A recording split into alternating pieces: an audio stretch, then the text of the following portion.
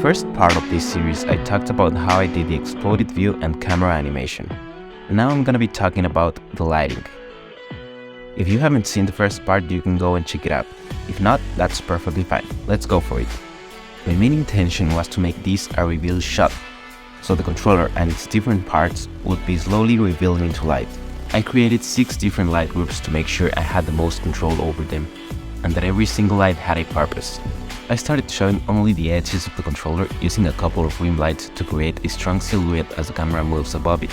Then, as the camera gets in front of it, they still help with the overall dimensions and shape of the object. This second light group was just as important to reveal the shape of my controller and its different parts, as it's splitting apart as the bottom light group.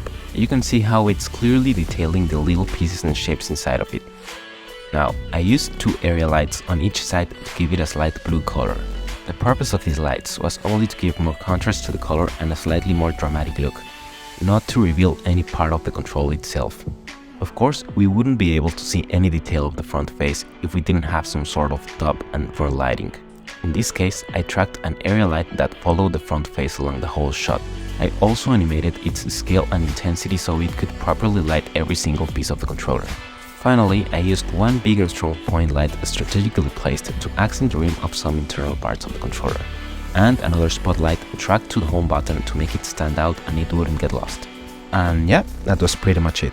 I exported each light group as a different pass in a multi-layer EXR file using the light groups function, and then composited everything together using After Effects. This way I had a lot more control over the general lighting.